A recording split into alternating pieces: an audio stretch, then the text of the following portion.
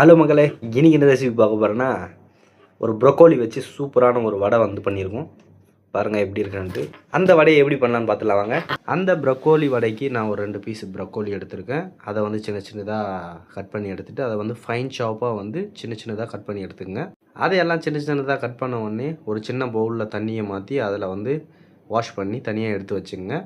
Wash பண்ண சொல்ல கொஞ்சமாக மஞ்சத்தூள், கொஞ்சம் உப்பு போட்டு வாஷ் பண்ணி எடுத்துக்கங்க. அதுக்கப்புறமா ஒரு பேன் ஒன்று வச்சு அதில் வந்து ஆயில் ஊற்றிங்க. ஆயில் நல்லா சூடானதுக்கப்புறமா கொஞ்சமாக கடுகு, சீரகம் இது ரெண்டும் போட்டு நல்லா பொரிஞ்சதுக்கப்புறமா அது கூடவே கொஞ்சம் ஃபைனாக சாப் பண்ணி வச்சுருக்கிற ஜிஞ்சரை வந்து ஆட் பண்ணிங்க. முக்கியமாக இஞ்சியை வந்து போடுங்க.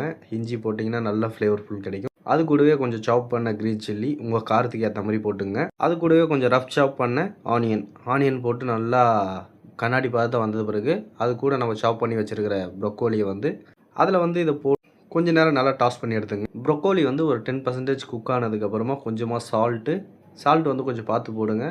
அதுக்கப்புறமா ஒரு அரை ஸ்பூன் வந்து மஞ்சத்தூள் வந்து எதுக்காக போடுறோன்னா கலரை வந்து நல்லா தூக்கி கொடுக்கும். அது கூடவே கொஞ்சம் பெருங்காயத்தூளை போட்டு நல்லா டாஸ் பண்ணி எடுத்துங்க. ஒரு 30% குக் ஆனால் போதும்.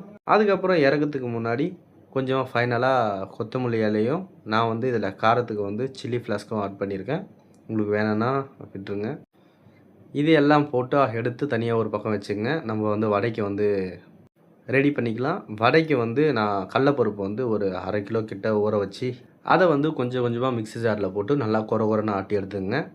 இந்த மாதிரி உருண்டை பிடிச்சா உருண்டை வந்து பிடிக்கணும். அந்த மாதிரி வந்து எடுத்து வச்சுங்க. அதுக்கப்புறமா நம்ம இந்த ப்ரொக்கோலி மசாலா பண்ணோம்ல அதை ஆற வச்சு இது கூட சேர்த்து நல்லா மிக்ஸ் பண்ணி விட்டுங்க. இதில் வந்து கொஞ்சமாக உப்பு மட்டும் சேர்த்துங்க. எதுக்காக அப்படின்னா இப்போ முன்னாடி போட்ட உப்பு வந்து ப்ரொக்கோலிக்காக, இப்போ போட்டது வந்து பருப்புக்காக.